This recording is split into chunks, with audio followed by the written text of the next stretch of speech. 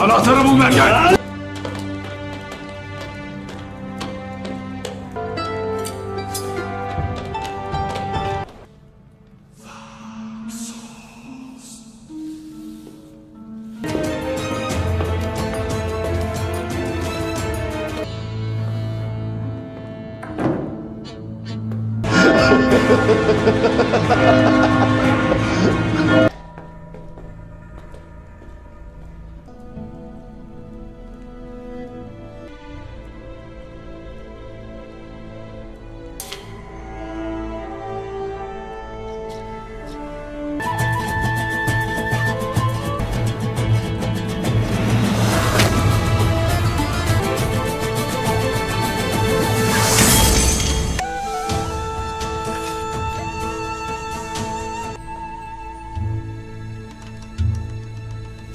Ertugrul season 5 की किस्त number 11 में बाहर आकर अर्तुरुल अब्दुर्रहमान से कहता है कि कबीले में पैगाम भेजो कि सिपाही कबीले की हिफाजत को यकीनी बनाएं। हम पर किसी भी वक्त हमला हो सकता है, सब सिपाही तैयार रहें और गुंदूज जिसको भी नजर आए उसको वहीं पर गिरफ्तार कर ले। अगले सीन में तलायकूत मर्गन को पकड़कर जोर से धक्का दे देता है। तलायकूत के साथी कहते हैं कि ये गद्दार किस तरह से हो सकते हैं क्योंकि इन्होंने तो हमारी जिंदगियां बचाई हैं। तलायकूत कहता है कि बेवकूफों, इन्होंने चाल चली है ताकि वो तुम्हारे बीच घुसकर मालूमात हासिल कर सकें। मर्गन गद्दार है और यही नोयान की मौत का जिम्मेदार है। तलायकूत का साथी आगे बढ़ता है और कहता है कि मैं इनको कत्ल कर दूंगा, लेकिन तलायकूत उसको रोक देता है और कहता है कि इनको मारना अभी हमारे लिए फायदा मंद नहीं है। हमें सबसे पहले ये पता चलाना होगा कि ये लोग कहाँ से ताल्लुक रखते हैं। तुर्गुत कहता है कि हमारे पास बताने को कुछ नहीं है। तलायकूत कहता है कि तुम्हारा मुंह खुलवाना मुझे आता है। इसके बाद वो मर्गन और तुर्गुत को बांध देते हैं। अगले सीन में अब्दुर्रहमान और बाकी सिपाही चौकस खड़े होते हैं। इतने में अलबिल के सिपाही उन पर हमला कर देते हैं। शोर शराबा सुनकर अर्तुरुल फौरन बाहर निकल आता है और जंग छिड़ जाती है। जंगूज भी ये सब कुछ देख रहा होता है। जंगूज की लगाई हुई आग कामयाब हो जाती है। इतने में अलबिगाय खातून के मजीद सिपाही अंदर घुस आते हैं और मार धाड़ शुरू हो जाती है।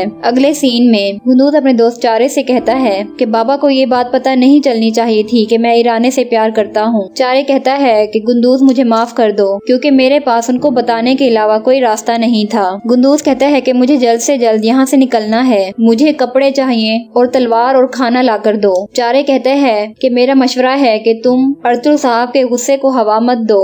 गुंदूज कहता है कि तुम फिक्र नहीं करो, मैं साबित करूंगा कि मैं बेकसूर हूँ और अगर तुम मेरा साथ दे सकते हो तो बताओ। चारे कहता है कि मैं आपके लिए मरने के लिए भी तैयार हूँ और मैं आपके साथ हूँ। अगले सीन में अर्तुल और उसके साथियों को अलबिगाय खातून के सिपाही घेर लेते हैं। इतने में अर्तुल बिना कुछ सोचे फानूस पर छलांग लगा देता है। इसके बाद अर्तुल अपनी तलवार लहरा के कहता है, जो भी अपने बच्चों को यतीम करना चाहता है या फिर अपनी माँ को बेटे से महरूम करना चाहता है, वो मेरे सामने आए और मेरा मुकाबला करे। इतने में बमसी वहाँ पर अपने सिपाहियों के साथ पहुँच जाता है। अर्तुल बमसी से कहता है कि सिपाहियों को पीछे हटा लो। सब सिपाही अपने मयान में तलवारें रख देते हैं और अलबिगाय खातून का एक सिपाही जो कि जख्मी हो चुका होता है, अर्तुल कहता है कि इसको आर्तुक साहब के पास ले जाओ। फिर सब सिपाहियों को कहता है कि तुम लोगों का दुख मेरा दुख है और तुम्हारा इंतकाम मेरा भी, लेकिन जब तक उमर साहब का कातिल नहीं मिल जाता तुम सब लोगों को इंतजार करना होगा। इतने में एक सिपाही चीख कर कहता है कि कातिल तो तुम्हारा अपना बेटा गुंदूज है। अर्तुल आगे बढ़कर उसकी गर्दन पकड़ लेता है और कहता है कि अगर वाकई मेरा बेटा इस सब का जिम्मेदार हुआ तो मैं खुद उसको सजा दूंगा। इसके बाद वो सब सिपाहियों से कहता है कि अगर आज के बाद किसी ने भी मेरे कबीले के सिपाहियों पर हमला करने की जुर्रत की तो उनको सजाए मौत दी जाएगी। इसके बाद अर्तुल वहाँ से चला जाता है। अगले सीन में अलबिगाय खातून अपने बाप के पास बैठी रो रही होती है। उसका साथी उसके पास आता है। अलबिगाय खातून कहती है कि फौरन मेरे भाई के पास पैगाम भेजो और उनको बताओ कि अर्तुल साहब के बेटे गुंदूज ने बाबा को कत्ल कर दिया है, ताकि वो अपने सिपाहियों के साथ सोगोत आ जाएं और मेरे कबीले तक भी पैगाम पहुंचाओ कि अभी वो हिजरत नहीं करेंगे। अगले सीन में अर्तुल अपने सिपाहियों से कहता है कि इस सूरत हाल में सबसे ज्यादा खुश दरागूस ही होगा और इस सब का जिम्मेदार भी वही है। हमें इस मुश्किल वक्त से निकलना होगा। बमसी कहता है कि भाई अभी तक तुर्गुत की भी कोई खबर नहीं आई, पता नहीं वो चाबी लेने में कामयाब हुआ भी कि नहीं। अर्तुल कहता है कि तुम फिक्र नहीं करो क्योंकि तुर्गुत जानता है कि चाबी कितनी अहम है।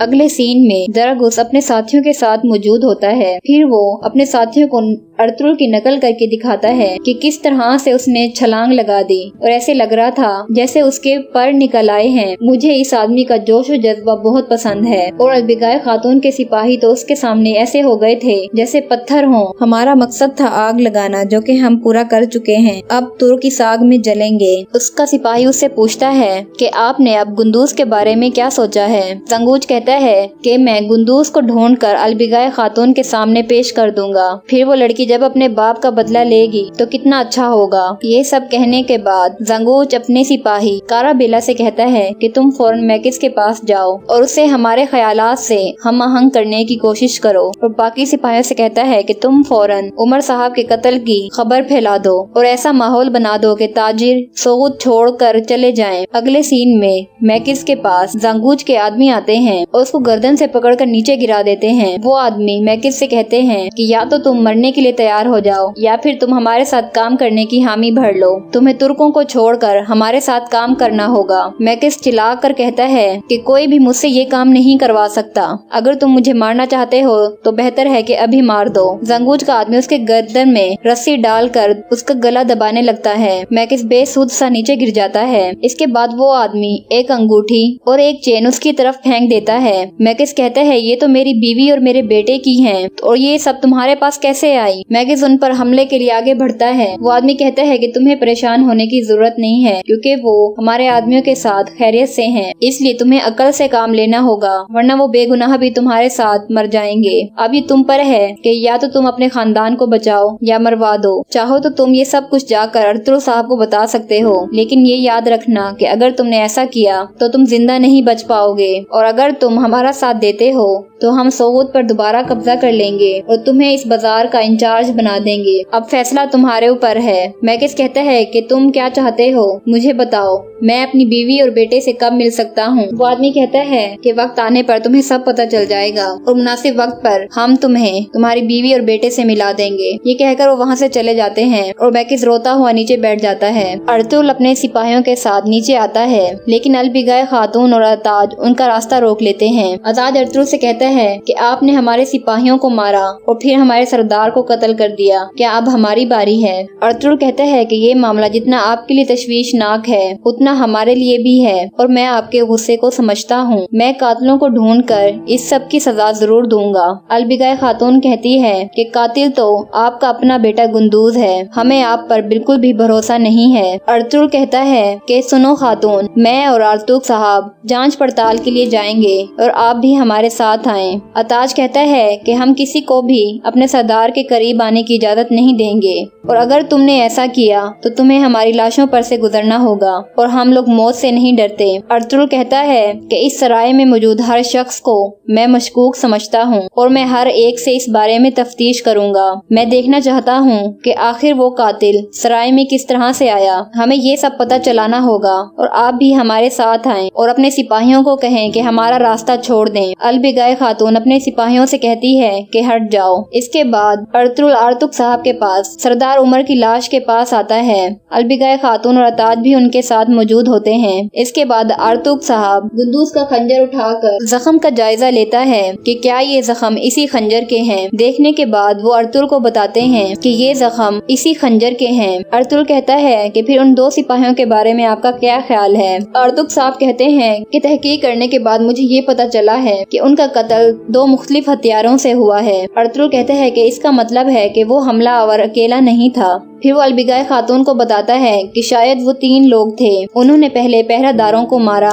इसके बाद उनमें से एक कातिल अंदर आया, फिर उसने यहाँ पर मौजूद एक सिपाही को मारा, इसके बाद सरदार उमर को, और उन्होंने ज्यादा मज़ाहमत नहीं की और आपको ये खंजर तो यहाँ पर पड़ा हुआ मिला था। मैंने अपने बेटे की एक बहादुरों की तरह परवरिश की है और अगर मेरा बेटा कातिल होता तो वो कभी भी इतना बेवकूफ नहीं है कि वो अपना खंजर यहाँ पर बगैर किसी मज़ाहमत के भूल जाए। ये यकीनन कोई ऐसा कर सकता है जो गुंदूज को फंसाना चाहता है। जिसने भी कत्ल किया उसने जानबूझकर खंजर को यहीं फेंक दिया। अताज कहता है कि आप ये किस्सा सल्जूकी सिपाहियों को तो बता सकते हैं जो यहाँ पर तहकीकात करने के लिए आ रहे हैं। अलबिगाय खातून कहती है कि हमने ये सब देख भी लिया और सुन भी लिया। अब या तो आप अपने बेटे का सर खुद उतारेंगे या फिर हम ये खुद कर लेंगे। बाहर आकर आर्तुग साहब अर्तुगरुल से कहते हैं कि इस बात से ये साबित हो गया कि गुंदूज का इसमें कोई हाथ नहीं है और हमें उन्हें हर हाल में ढूंढना है। अर्तुगरुल कहता है कि जब इस वाक्य का कोने में पता चलेगा तो वो इंसाफ के लिए नहीं बल्कि मेरे बेटे की जान लेने के लिए आएंगे और हमें उस दरागूस को हर हाल में ढूंढना होगा। जांगूज उनके पास आ जाता है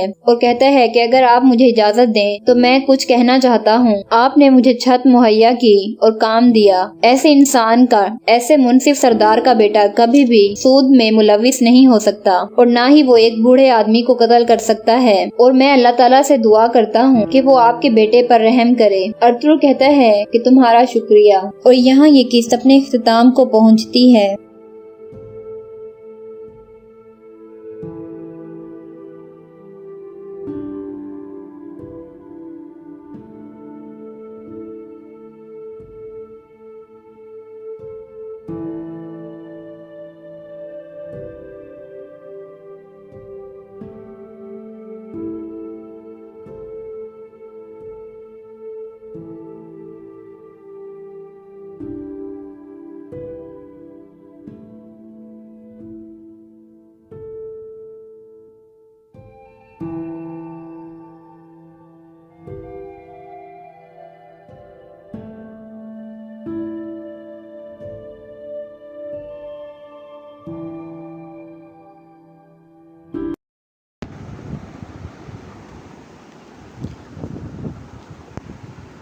जनवरी की सर्द दोपहर थी। पिछले 2 हफ्तों से होने वाली बारिश और धुंध के बाद आज धूप निकली थी, इसलिए मौसम का फ़ायदा उठाने के लिए आज यूनिवर्सिटी ग्राउंड में काफ़ी रश था। जगह जगह तालिब इल्म नज़र आ रहे थे। ग्राउंड मछली मंडी का मंजर पेश कर रहा था और इस धूप का लुत्फ़ लेने के लिए हानिया और इसके दोस्तों का ग्रुप भी मौजूद था, जिसमें शिज़ा, रुबाब, अनाया, दुआ शामिल थे। अनाया और रुबाब के अलावा सब दोस्तें वक्ती पढ़ाकू थी, लेकिन आज धूप की वजह से सभी इधर मौजूद थे। शिज़ा जो बोलना अपना फ़र्ज़ समझती थी, पिज़्ज़े का टुकड़ा उठाते हुए अपने ख़यालात की तर्जमानी की तो कितना खूबसूरत है और गाना गाना शुरू कर दिया। अरे मेरी प्यारी प्यारी बहनों, देखो मौसम कितना अच्छा हो गया है, चलो कहीं बाहर घूमने चलते हैं। तुम्हें अपनी ज़िंदगी प्यारी नहीं, इसका ये मतलब नहीं कि किसी को भी प्यारी नहीं। मेरी अम्मा जान ने कर्फ्यू लगाया हुआ है। यूनिवर्सिटी से घर और घर से यूनिवर्सिटी, कोई सालगिरह नहीं, कोई घूमना फिरना नहीं। पिछली बार तेरी सालगिरह में देर हो गई थी, जिसकी सज़ा आज तक भुगत रही हूँ। रुबाब शीज़ा को आंखें दिखाते हुए बोली, इसमें मेरी क्या गलती है? तुमने ही 2 मिनट कह के घंटा लगा दिया था। तुमको खुद ही मस्तियाँ सूझी थी, हमारा क्या कसूर? शीज़ा ने भी रुबाब को आंखें दिखाई। उफ, कितना बोलती हो तुम लोग, हानिया ने इनकी लड़ाई से तंग होते हुए कहा, जिस पर दुआ शीज़ा दोनों ने एक दूसरे को घूर कर देखा। हानिया भूरी आंखों, खूबसूरत नक्श नैन और साफ दिल वाली लड़की थी, जो कि इन समय कम ही बोलती थी, मगर शरारती भी बहुत थी। अरे वो देखो, वो आ रहे हैं बादशाह सलामत और उनके वज़ीर। सॉरी वुज़रा, शीज़ा ने अरबाज, शहरोज़, शाहज़ैन और अरसल को अपनी तरफ आते देख कर कहा, और साथ ही अनाया की तरफ देखकर दांत न कोसे, क्योंकि अनाया और शाहज़ैन दोनों कज़न थे। शाहज़ैन अनाया को पसंद करता था, मगर अनाया ने कभी अपनी पसंद ज़ाहिर नहीं की थी।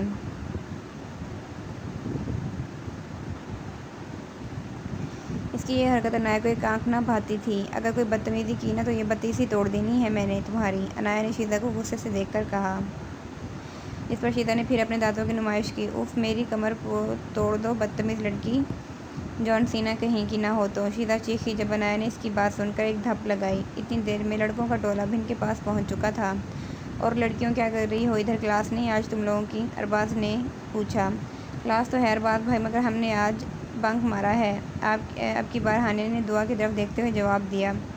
अरबाज दुआ की बात बचपन ही से तय थी, पर वो अरबाज और दुआ ही क्या जो आराम से एक दूसरे से बात कर लें। दोनों ही एक दूसरे के पक्के दुश्मन थे, जिनसे दोनों ही एक दूसरे को पसंद करते थे, पर मानना कोई भी नहीं चाहता था। अरबाज को देख के पहले ही दुआ का मुँह ऐसे हो गया जैसे कच्चा करेला चबा लिया हो। वो चारों भी इन पाँचों के पास ही ग्राउंड पर बैठ गए। और तुम लोगों को ये जानकर खुशी होगी कि हमने भी इस हसीन मौसम का मज़ा लेने के लिए आज क्लास बंक की है, शाहज़ैन ने कहा।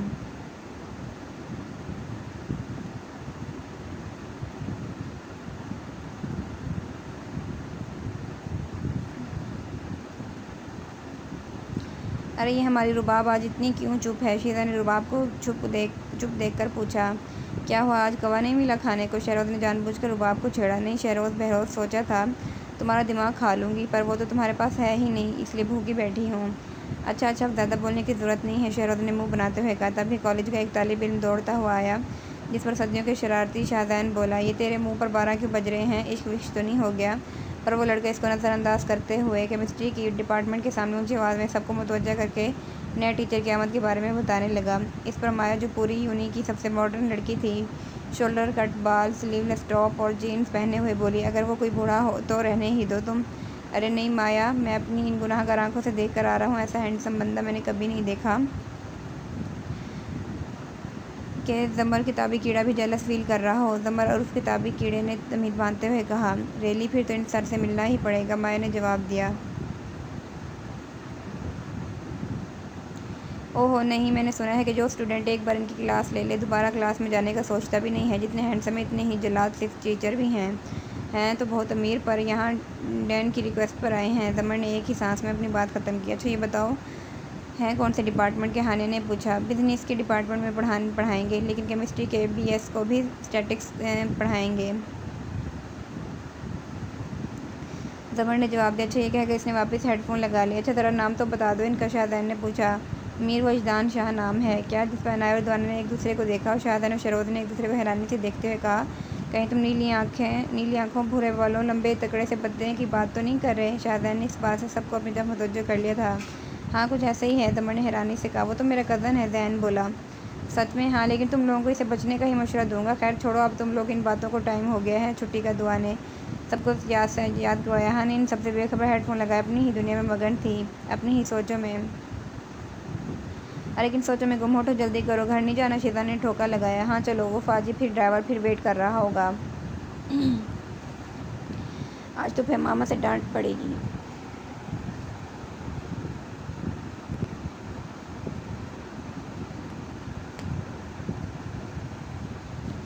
आज तो फिर मामा से डांट पड़ेगी।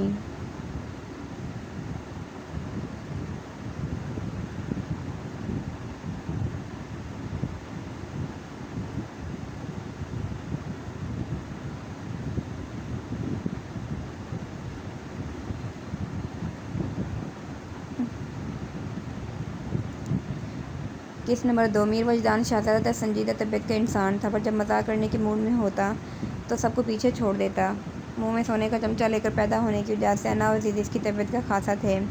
जिस चीज़ को वो अपना समझ लेता वो फिर इसकी ही होती। दूसरे क्या सोचते हैं इससे इसको कोई सरोकार नहीं था।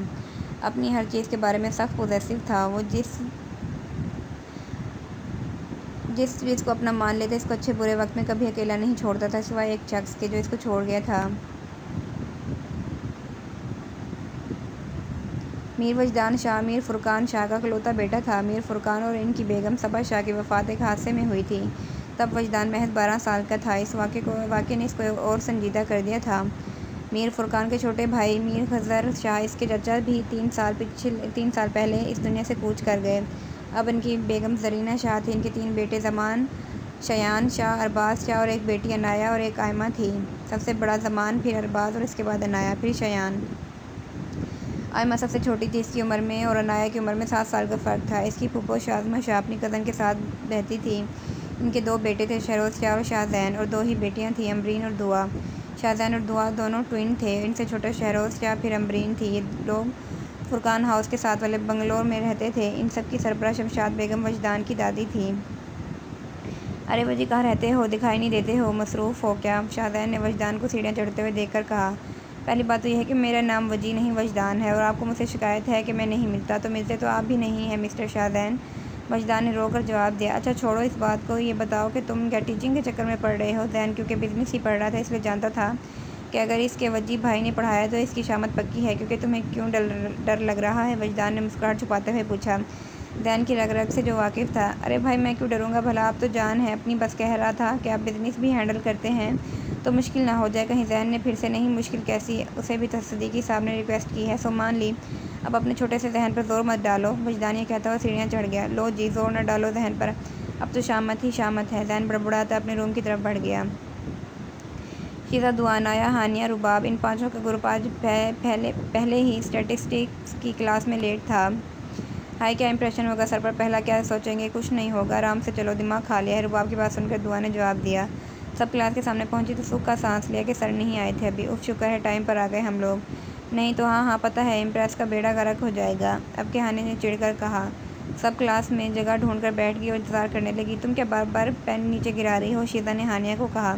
मैं कब गिरा रही हूँ? इस पेन को खुद ही मेरे कदमों में गिरने का शौक छिड़ा है। वो झुककर पेन उठाने लगी। तभी टीचर क्लास में दाखिल हुए तो सबने टीचर को सलाम किया। जी तो क्लास, वालेकुम सलाम, मैं आपका नया टीचर हूँ। वैसे तो ये सब्जेक्ट सर रेहान ने पढ़ाना था, लेकिन इनको कुछ पर्सनल रीज़न की वजह से लंदन जाना पड़ा। इतना कहने के बाद इसने पूरी क्लास पर नज़र दौड़ाई, फिर सर झटक कर बोला। और एक बात मैं आप पर वाज़ह कर दूँ, मैं पढ़ाई में किसी किस्म की कोताही बर्दाश्त नहीं करता।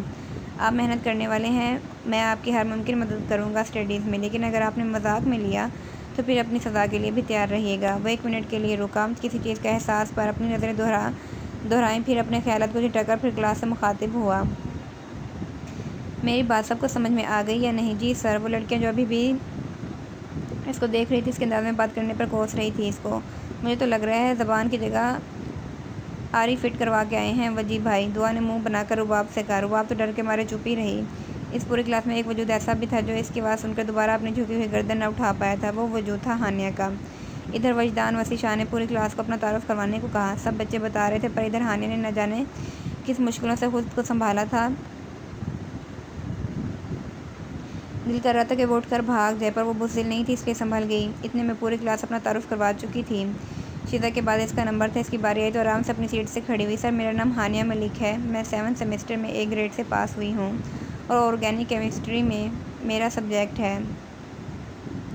ये कहकर वो बैठ गई, पर सामने वाला जामिद हो चला था। इसको लगा इसके अंदर बिजली की सी एक लहर दौड़ गई है। ये कहकर वो तो बैठ गई, पर सामने वाला जामिद हो चला था। इसको लगा इसके अंदर बिजली की सी लहर दौड़ी है। माहौल में ताज सा पैदा हुआ। बहुत सी बातें, बहुत सी यादें जहन के पानियों से गुजर गई। वजदान शाह वहाँ ही सुन खड़ा रहता, मगर किसी टीचर ने आकर दरवाज़ा खटखटाया तो उसको होश आया। वजदान, ये तुम अपने नोट्स वहीं छोड़ आए हो? मिस साशा ने एक अदा से अपने बाल पीछे किए। बहुत शुक्रिया, मगर आज के बाद आप मुझे सर कहकर ही मुखातिब करेंगी तो अच्छा लगेगा। ये कहकर वजदान ने दरवाज़ा बंद कर दिया। इस बात पर सारे क्लास के मुँह के खुले रह गए।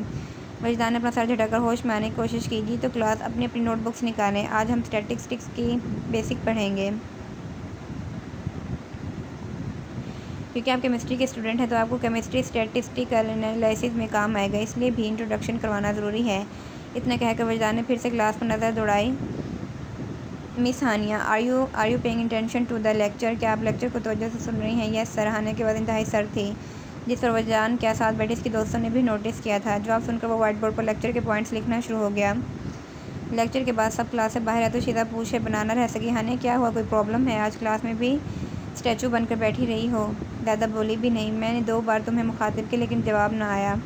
कुछ नहीं, बस वैसे ही, आज जाने का मन नहीं था, सो बस इसलिए। चलो तुम कहती हो तो मान लेती हूँ, लेकिन मेरी नज़र तुम पर ही होगी। शीदा बोली, जी हाँ, कोई देखे ना देखे, शीदा तो देखेगी, सबको रिपोर्ट्स जो देनी होती हैं। दुआ बोली, चुप कर दी वो दुआ, मस्ती मिसनी, तेरी रिपोर्ट दोनों तरह इधर उधर। हाँ, शीदा ने तुर्की बतुर्की जवाब दिया। ये कौन सी रिपोर्ट्स है आपके? अनाया भी इधर मुतवज्जो हुई। दुआ की तो आंखें बाहर आने वाली हो गई। हाँ, यहाँ क्या चल रहा है, ज़रा हमें भी तो पता चले। अब जब हानिया की तरफ से सबका ध्यान उठ गया तो वो बोली, कुछ भी नहीं है, वो कल मैं लेट हो रही थी तो बाद से कहा के ड्रॉप कर दे, लेकिन इस शीदा की आंखों में तो दूरबीन फिट है। नो जी, ऐसा तो हो ही नहीं सकता कि इसने देखा ना हो। दुआ तंग आके बोली, हाँ, लेट तो हम ड्राइवर के साथ आ जाती हैं। या डरबाज ने सोचा, चलो नेक काम करके हाथम ताई की कब्र पर लात मारते हैं। अब के रुबाब ने भी इसकी किट लगाई। मिस हानिया, आपको मिस समारा बुला रही हैं। एक स्टूडेंट की आवाज़ पर वो सब चौंके। ओह, सब तो मैं गई। हानिया बड़बड़ाई, क्यों, क्या हुआ? दुआ ने पूछा। फिज़िकल केमिस्ट्री के असाइनमेंट नहीं जमा करवाई मैंने, आई अभी। ये कहते ही हानिया तो उससे जैसे अपनी जगह से छूमंतर हो गए। चलो हम अगली क्लास में चलते हैं, अनाया बोली। इसने फैकल्टी रूम में चेक किया तो चपरासी ने बताया कि वो सब नए टीचर को वेलकम पार्टी दे रहे हैं, जिस पर पहले तो दिल किया ना ही दे, पर आज सबमिट करवाने का लास्ट डे था तो वो अंदर चली गई। वो तेज़ी से अपनी ध्यान में जा रहे थे कि जब ज़ोर से इसकी टक्कर हुई और इसका सर घूम गया। उफ, अब क्या दीवारें भी हैरी पॉटर की सीढ़ियों की तरह इधर उधर शिफ्ट होना शुरू हो गई हैं। जब ऊपर देखा तो मुंह हलक तक कड़वा हो गया सामने सराशर को देख के।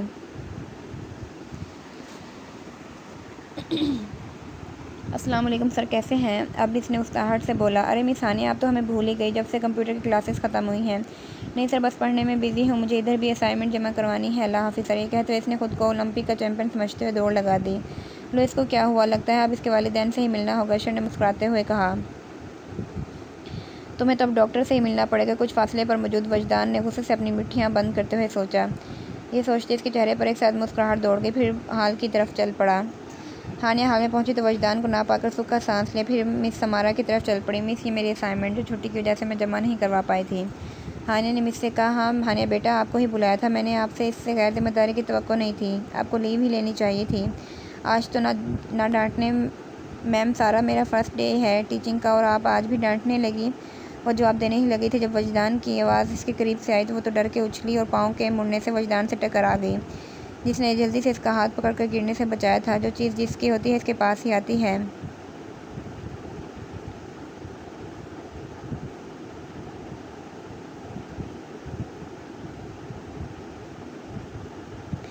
संभल कर मिस हानिया, जब वो संभल कर खड़ी हुई तो वजदान बोला। इसकी हरकत से हानिया की रीढ़ की हड्डी में सनसनी सी दौड़ गई। अरे हानिया बेटा, आप ठीक हो? मिस समारा के पूछने पर वो हाल में लौटी। जी मैम, बिल्कुल ठीक हूँ, मैं चलती हूँ। इतना कहकर तेज़ी से वहाँ से चली गई। पता नहीं अजीब ही बर्ताव कर रही है आज ये बच्ची। वजदान इसको जाते देखकर एक बार मुस्कुराया, फिर मैम समारा की तरफ मुतवज्जो हुआ, पर अब इसकी आंखों में अब वो नरमी नहीं थी जो हानिया को देखते हुए थी। नाना मान जाए ना, मेरे प्यारे नाना नहीं है, हानिया ने दुनिया के मासूम चेहरे पर लाते हुए कहा था। हानिया मेरे बच्चे, मुझसे ऐसी चीज़ें मत मांगो जो मुझे और बाकी सब घर वालों को तकलीफ़ दें। नाना जी, बस 2 महीने की तो बात है, जाने दें ना लंदन। मैं तो बस लंदन देखना चाहती हूँ, अब बाबा ने बुलाया है तो प्लीज़, हानिया ने ज़िद करते हुए कहा। चलो ठीक है, लेकिन सिर्फ 2 महीने के लिए, 1 दिन ऊपर नहीं। ये कहकर ज़ुल्करनैन साहब वहाँ से चले गए। ओ वाह, मज़ा आएगा, हानिया खुशी से नारा लगाते हुए अंदर भाग गई। बाबा, मैंने इसको आपके पास इसलिए भेजा था कि आप इसको मना कर देंगे, मगर आप तो राज़ी हो गए। बाबा, आपसे ये उम्मीद तो नहीं थी। अब मना कर दें बाबा, समय ज़ुल्करनैन इल्तिजाई अंदाज में बोली। हौसला करो समय, 2 महीने की तो बात है, आ जाएगी। ज़ुल्करनैन साहब बोले। पर बाबा, समय ने कुछ कहना चाहा, बस अब बहुत बहस हो गई। अगर वो चाहती है तो जाने दो। जी बाबा, ठीक है, अगर आपको लगता है तो। वो ये कहकर अपने कमरे में सिर्फ बढ़ गई। हानी, यहाँ अकेले क्यों बैठी हो बच्चे? अपनी मामा की आवाज़ पर वो चौंकी थी। बस ऐसे ही मामा। मामा, एक बात पूछूं? हानिया ने समय बेगम से कहा। हाँ पूछो। माँ होने के साथ साथ वो एक अच्छी दोस्त भी थी हानिया की। मैं ये पूछना चाहती हूँ कि हम किसी से नफ़रत करके भी मोहब्बत का जज्बा रख सकते हैं क्या? किसी की मौजूदगी आपकी रूह को तो सुकून देती है पर आपको बेचैन कर देती है, क्या ऐसा हो सकता है? हानी बेटा, आप ठीक हो ना? समय ने चौंक कर अपनी बच्ची को देखा था। ये तुम क्यों पूछ रहे हो? समय बोली। वैसे ही सोच रही थी, अगर कोई हमारे दिल को तकलीफ़ दे, इस नफ़रत और नाराज़गी के बावजूद भी अजीज़ रहे, तो इससे क्या कहते हैं।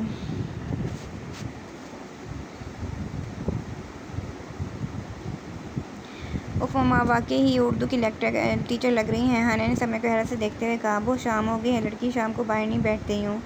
समय ने संभलते हुए कहा, मम्मा आप भी ना चलें अंदर। छोटी बीबी, बड़े साहब आ गए और आप लोगों को अंदर चाय पर बुला रहे हैं। जुल्करनैन साहब की आमद को सुनकर दोनों जल्दी अंदर बढ़ गई। कमरे में अंधेरे का राज था, पूरा कमरा धुआं धुआं था। सिगरेट की कश पर कश ले रहा था। तुम इतनी बेरुखी से कैसे बात कर सकती हो मुझसे? कैसे सर्द लहजे में बोल सकती हो मेरे साथ, इतना सर्द? मैं अपनी गलती तस्लीम करता हूँ, माफ़ी भी मांग लूँगा, पर मैं तुम्हें पाकर भी रहूँगा। वजदान को वो लड़की याद हुई जिसकी आंखें भी बोला करती थी।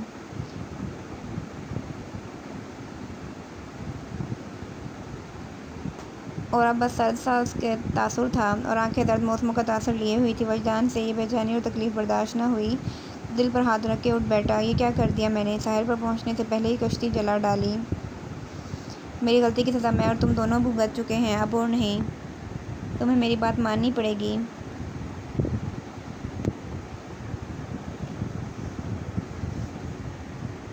आज वो सब टाइम पर ही क्लास में पहुंच गई थी। अब कम से कम जलाद को कोई मौका नहीं मिलेगा हमें टॉर्चर करने का। दुआ ने तेज़ से चलते हुए कहा, हाँ बिल्कुल वही सूरत में अगर आप खुद टॉर्चर सेल में न जाएं। लेक्चर में जब भी सर की नज़र मुझ पर पड़ती है तो सांस ऐसे रोक रोक कर चल रही होती है जैसे आप छुपे हों और जिन आके एकदम से जिन आ जाए। वो क्लास में दाखिल हुई तो हानिया सारी क्लास खाली होने के बावजूद आखिरी बेंच पर जा बैठी। अरे हानिया इधर आके बेंच पर बैठो, अनाया ने हैरत से कहा।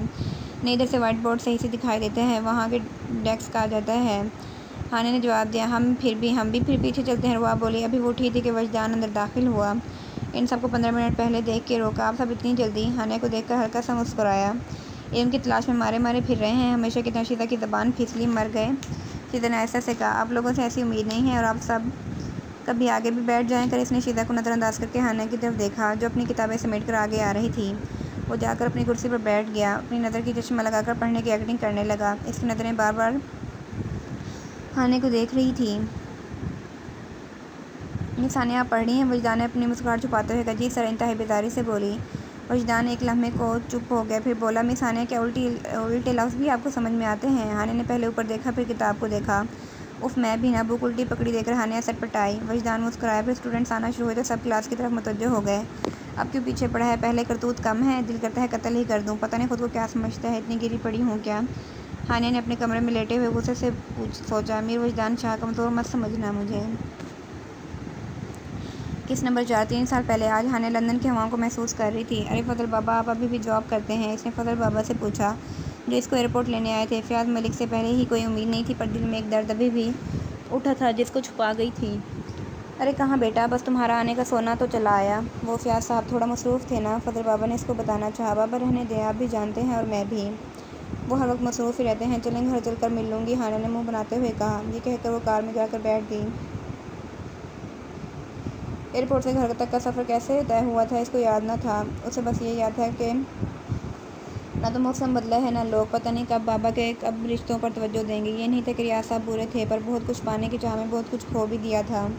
वो फजल बाबा के साथ जो ही अंदर दाखिल हुई तो रीम बेगम से इसका सामना हुआ जो फ़ोन पर बात कर रही थी। कैसी हो? रीम बेगम की आवाज़ सुनकर वो रुकी। ठीक हूँ। फिर फजल बाबा से बोली, बाबा मुझे मेरा कमरा दिखा दें। रीम बेगम ने इसके रवैये पर तस्दीक महसूस की पर कुछ ना बोली। हानिया अपने कमरे में आकर लेटी तो फिर अजनबी मलिक मैं अकेले के एहसास से आंखों में नमी आ गई। पता नहीं अम्मी ने भी कॉल क्यों नहीं की। चलो थोड़ा आराम कर लेती हूँ, फिर फ़ोन करूँगी। लैम्प की रोशनी बंद करके सो गई। और सुनाओ हानिया, बड़े दिन से मैं नोट कर रही हूँ तुम अपनी ही दुनिया में गुम हो। दुआ ने हानिया को गुमसुम बैठे देखकर कहा।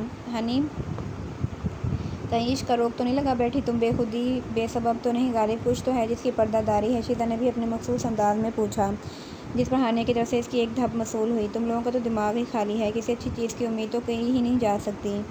अब तो पक्का कोई है, लगता है वो उर्दू वाला। अनाया भी अपने हिस्सा डालते हुए बोली। तुम्हारा तो इधर मैं सीन बनाती हूँ, वो भी इंग्लिश वाला। तंग आकर हानिया ने अपने रोल किए हुए नोट्स को निशाना बनाकर अनाया की तरफ लगाया, जिस पर सबके मुँह हैरत और डर से खुले ही रह गए क्योंकि हानिया का निशाना चूक गया था। हानिया के नोट से लगाए गए निशाने से अनाया तो बच गई, पर सर वजदान शाह नहीं बच सके। ये बदतमीज़ी किसने की है? वजदान ने सर उठाकर देखा तो सामने हानिया नजर आई तो इसके चेहरे पर हल्की सी मुस्कुराहट आई। फिर हानिया की खौफ में डूबी शक्ल देखकर हैरानी हुई। फिर होश में आए तो अपनी हंसी को मुश्किल से कंट्रोल करते हुए मसनूई गुस्से में कही, किसकी हरकत थी वजदान भाई? मेरा मतलब है सर। दुआ के साथ साथ सबकी उंगलियां हानिया की तरफ उठ गई। मिस हानिया, अभी मेरे पास टाइम नहीं, लेकिन ठीक आधे घंटे बाद आप मेरे ऑफिस में तशरीफ़ ले आइएगा। हानिया को तो सांप ही सूंघ गया था। मिस हानिया, ओके आ जाएंगी ना आप? जी सर, हानिया ने हल्के से मिन बनाई। ओके, फिर आधे घंटे बाद मैं आपकी खबर लेता हूँ। ये कहकर वजदान तो चल दिया, चेहरे पर मुस्कुराहट ले, पर हानिया को तो खून खुश्क हो रहा था। वजदान के गुस्से से भी वाकिफ़ थी और जानती थी कि ना गई तो फिर और शाम में तो आ जाएगी। लो जी हानिया, पानी में। शीदा बोली। हानिया नहीं भैंस, रवाब ने इसकी तस्दीक की। या अल्लाह रहम करना हानिया पर, आमीन, सबने यकजमान होकर कहा। ठीक है। आधे घंटे बाद वजदान के ऑफिस के सामने थी। हाय, अब क्या करूं, जाऊं या न जाऊं? अभी इस कश्मकश में थी कि चपरासी दरवाज़ा खोलकर बाहर आया। अरे आप हानिया हो? जी बाबा, आपको साहब अंदर बुला रहे हैं। जी। हानिया मिन मनाते हुए अंदर दाखिल हुई। वजदान जो सिगरेट पीने में मशगूल था, इसको देखकर अपनी सिगरेट मसली। बैठे मिस हानिया। मिस हानिया को देखते हुए वजदान बोला, नहीं सर, मैं ठीक हूँ। ठीक है हानिया, जैसे तुम्हारी मर्ज़ी। तुम्हें बस बताने के लिए बुलाया है कि अगर किसी और का ख्याल पाल लिया है तो छोड़ दो, कोई फ़ायदा नहीं। वजदान ने मुस्कुराते हुए कहा, आपको मैं इतनी गिरी पड़ी या दिल फेंक लगती हूँ? हानिया का तो पारा ही हाई हो गया। और आप कौन होते हैं इस सब कहने वाले? आज तो कह लिया तुमने हानिया, आइंदा ना सुनूं मैं तुम्हारे मुँह से। इसकी बात वजदान को गुस्सा दिला गई थी। दिल के टेबल पर पड़ा पेपर वेट दीवार पर दे मारे और मेरे दिल से पूछो कि तुम क्या हो। खैर, आइंदा मैं ऐसी बात ना सुनूं। मुझे जो कहना था मैं कह चुका हूँ। Now you can go. पर हानिया आँख पकड़े हुए से देख रही थी। You have got any question? नहीं sir. Then why you are still standing here? इसके लहजे पर हानिया सर पिटाते हुए जल्दी से मुड़ी और तकरीबन भागते हुए बाहर निकली। दरसगाह को अपने मकसद के लिए इस्तेमाल करना कोई अच्छी बात नहीं समझी जाती। जाते हुए कहना नहीं भूली थी। वजदान को शर्मिंदगी तो हुई, पर झटक कर अपने काम में मशगूल हो गया। पता नहीं खुद को क्या समझ रखा है, पागल नज़र आती हूँ। हानिया बड़बड़ाते हुए सीधा शीदा से जा टकराई। क्या हो गया है कि किसी चीज़ ने काट लिया है तुम्हें जो यूँ जा रही हो? शीदा अपने पाँव को सुर्ख पाँव देखकर अफसोस से बोली। हाँ, काट लिया है एक वलायती चमगादड़ ने। हानिया गुस्से से बोली। हानिया के मुँह से ऐसे अल्फाज सुनकर पानी पीते नाया के मुँह से फव्वारा निकला जो सीधा हानिया के पाँव पर गिरा। वाह, सर की डांट से तो आज मुज़्ज़ा ही हो गया। हानिया बीबी, और ऐसी गुफ्तगू? रबाब ने बड़ी बड़ी आंखें निकाल कर बोला। हानिया कभी भी टीचर्स के बारे में ऐसे अल्फाज इस्तेमाल नहीं करती थी। अब अगर तुम लोगों ने मेरा दिमाग ख़राब किया ना तो सर फाड़ दूँगी तुम लोगों का। हानिया इन लोगों को डांटती हुई वहाँ से चलेगी। दुआ तुम मानो ना मानो, मुझे तो लग रहा है दाल काली है, बल्कि काले चने पक रहे हैं। शीदा की राय पर सब ने हाँ में सर हिलाया। फिलहाल तो चलकर ऑर्गेनिक की क्लास लेते हैं, शीदा ने सोच में डूबे हुए कहा और क्लास की तरफ चल दी। माजी 3 साल पहले। हानिया कैसी हैं आप? रियाज साहब ने नाश्ते की मेज़ पर हानिया से पूछा था। ठीक हूँ, ब्रेड पर बटर लगाते हुए बोली। चलें ठीक है, कोई प्रॉब्लम हो तो बताइएगा। ओके, फिर मैं चलता हूँ अपनी बेगम से गए हुए। और हानिया, आपने कहीं घूमने जाना हो तो मेड को साथ ले जाएगा, आपको सैर वगैरह करवा देगी। जी ठीक है, हानिया ने जवाब दिया। ओके, फिर अल्लाह हाफिज़। मैं भी रूम में चलती हूँ। हानिया रूम में जाते हुए रीम के आवाज़ पर रुकी। मेरा हक तो नहीं बनता, पर क्या मैं सम्या को पूछ सकती हूँ कैसी है वो? नहीं, आप नहीं पूछ सकती, और प्लीज़ मुझसे ऐसे सवाल ना पूछें। हानिया कहकर अपने रूम की तरफ चली गई। किस नंबर 5। आज लंदन का मौसम दिलकश मंजर पेश कर रहा था। छोटे छोटे रुई के गाले इसके चेहरे को छू रहे थे। अपने रूम में टेरेस के पास खड़ी थी। वो पहले भी खूबसूरत थी, पर इस मौसम में तो बर्फ़ की परी महसूस हो रही थी। क्या बोर हो रही हो मामा? ठीक ही कह रही थी कि मैं ही आ गई हूँ। मैं खुद कलामी करते हुए बोली। चलो कोई नहीं, बाहर घुमाती हूँ, बस अगले ब्लॉक तक। फिर अपने बात पर अमल करते हुए बाहर स्ट्रीट पर आ गई और चहलकदमी करने लगी। चलते हुए इसको काफ़ी वक्त हो गया तो साइड बेंच पर ही बैठ गई। जब 5 मिनट बाद टाइम देखा तो एहसास हुआ कि मोहतरमा पिछले तकरीबन 1 घंटे से चल रही हैं। ओह नो, आज तो हाना शेफ़ की मदद करनी थी। किचन में चपली कबाब बनाने थे। वो उछल के खड़ी हुई तेज़ कदम उठाने लगी, पर हाय रे किस्मत, गली का मोड़ मुड़ते ही किसी से टकरा कर नीचे गिर गई। हाय, ये रास्ते में कंटेनर किसने खड़े कर दिए हैं, वो भी पत्थर की तरह सख्त, जबकि मुकाबिल के चेहरे पर गुस्से के वाज़ेह आसार थे। इधर हाना ने अपना चेहरा उठाया। भूरे मोतियों का टकराव नीले मोतियों से हुआ था। एक शहर था जो फ़िज़ाओं में फैला था।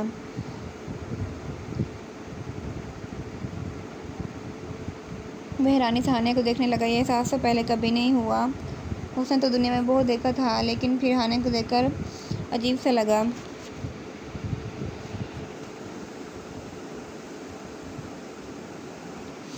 फिर चुटकी बजाकर बोले कि hello mister behave, if you had use these eyes for the purpose for you, then I would never had fallen on the ground. This is all your fault.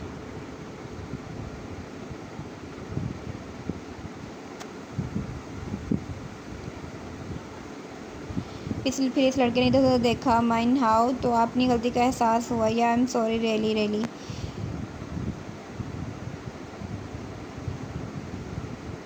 मैं उर्दू समझता हूँ, लेकिन ये जो भी बोला है ना, यकीन मानिए समझ नहीं आया है ना। क्या इस अंग्रेज़ के मुँह फर उर्दू सुनकर फ़ौरन फुटबॉल जैसी हो गई।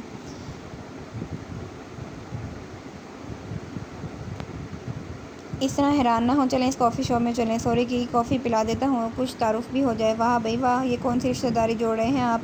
तारुफ अपना पास रखें, न जान न पहचान में तेरा मेहमान। ये कहकर हानिया उठने लगी तो फिर इससे इसका पैर फिसला, वो वापस ज़मीन बोस हो जाती, लेकिन इसने उसको गिरने से बचा लिया। इस लड़की के चेहरे पर आई मासूमियत शायद इसने देखी हो।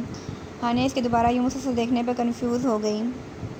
अरे रुके, मेरा नाम तो सुन ले, मेरा नाम। इसकी बात दरमियान में ही रह गई। मैं नहीं सुन रही, हानिया कहती तेज़ी से चलने लगी। अपने घर के सामने पहुँच कर दरवाज़ा बंद कर दिया, लेकिन इस बंदे की आवाज़ इसको सुनाई देगी थी। मेरा नाम मीर वजदान शाह है। उफ, भाग गई यार। लड़कियां तो मेरे पीछे भागती हैं, ये मुझसे भाग रही है। फिर आसपास देखा तो अपनी लापरवाही पर खुद को कोसा। अभी कोई रिपोर्टर देख लेता तो क्या इज्जत रह जाती तुम्हारी और इस लड़की की। वो अपनी हरकत पर खुद भी हैरान था। एक बार इस घर की देखा जहाँ वो गई थी, फिर अपने पेंट हाउस के रास्ते की तरफ भागने लगा। पेंट हाउस में दाखिल होते ही इसका सामना अपनी स्टडीड मैगन और बॉडीगार्ड से हुआ। मैगन, जो कि अपने सर के सख्त रवैये से अच्छी तरह वाकिफ़ थी, इसलिए सर को देखते ही स्टार्ट हो गई थी। Good morning sir. सर, आज आप 9 बजे से 1 घंटे तक तमाम अमले की कारकर्दगी की रिपोर्ट देखनी थी, जिसके लिए आप लेट हैं, क्योंकि आप 9:30 बजने वाले हैं। इसके बाद 12 बजे आपकी T2 और कंपनी के CEO के साथ तकरीबन 2 घंटे की मीटिंग है। अभी वो कुछ और बोलने भी वाली थी कि वजदान ने इसको मना कर दिया। मिस मैगन, आप 9 बजे से 11 बजे वाले सारे आज के लिए कैंसिल कर दें। लेकिन सर, मिस मैगन, बॉस मैं हूँ कि आप, इसलिए 12 बजे वाली मीटिंग मैं देख लूँगा, इस वक्त आप जा सकती हैं। मैगन परेशानी से कुछ कहने लगी, पर वजदान की बात खामोशी से चलेगी, जबकि मीर वजदान इन कांच आँखों के सहर में मुब्तला हो चुका था। ये बंदा पीछे क्यों नहीं छोड़ देता मेरा। वो आने के सामने खड़े होकर खुद से बोल रही थी। गुस्से से इसका चेहरा सुर्ख हो रहा था, दिल के ज़ख्म फिर से हरे हो गए थे। हानिया ने अपना मुंह धोया और शीता को मैसेज करके पूछा वो कहाँ पर है। इसका जवाब आने पर यूनिवर्सिटी की कैंटीन की तरफ चल दी। शीता, हाँ क्या हुआ। अनाया के बुलाने पर शीता ने पूछा। मेरा ख्याल है हानिया रोई है। ये कब हुआ, मुझे क्यों नहीं बताया, शीता ने अनाया को देखकर कहा। वो इसलिए कि मुझे भी अभी पता चला है। वो देखो सामने। अनाया ने सामने आती हानिया की तरफ इशारा किया। देखते हैं, चने काले हैं, जल के राख हो गए हैं। शीता से सोचते हुए कहा, हानिया तुम ठीक हो, ये चेहरा क्यों लाल है, आंखें भी रोई हुई हैं। शीता की जगह रुबाब ने देखा तो पहले किताब पढ़ने में मशगूल थी। किस नंबर चाहिए, आंखें ही तो ले डूबी। हानिया ने सोचा, किधर गुम हो। दुआ बोली, इधर ही हूँ, रोई नहीं हूँ, बस सर में दर्द है, लगता है बुखार हो गया। तुम्हें पता तो है बुखार में मेरी आंखें भी सूज जाती हैं। हानिया को वाकई बुखार का एहसास हो रहा था। ड्राइवर की कॉल्स आ रही हैं, अब चलती हूँ मैं। मेरी अगले दिन 2 दिन की छुट्टी की दरख्वास्त हेड ऑफिस डिपार्टमेंट के दस्तखत करवा कर लीव लगवा देना। पिछली बार की तरह ना करना, दस्तखत ही ना करवाओ, नंबर ही हैं अटेंडेंस के। बहुत उदास रहेंगी तुम्हारे बिन। या मेरी दोस्त शीता से टूटे पोटे अल्फाज से गाते हुए बोला तो वो भी मुस्कुरा दी। ओके, अब मैं चलती हूँ, अल्लाह हाफिज़। चलो हम भी अगली क्लास में चलते हैं, इससे पहले कि सर यासिर भी क्लास में कर्फ्यू लगाना शुरू कर दें। हाँ चलो। सब ने अपनी चीज़ें समेट कर क्लास की राह ली। वजदान ने अपनी दादी के रूम का दरवाज़ा नॉक किया। आ जाओ, कौन है बाहर। मैं हूँ ग्रैंड माँ। वजदान ने कमरे में दाखिल होते हुए कहा। ये ग्रैंड माँ मेरी समझ से बाहर है, दादी ने कहा। शमशाद बेगम बोले, अच्छा ग्रैंड माँ, मेरा मतलब दादी जान, आप ठीक हैं। वजदान ने मुस्कुराते हुए कहा। अच्छा बोलो किस काम से आए हो, वरना तो कई दिन मुँह नहीं दिखाते। पहले तो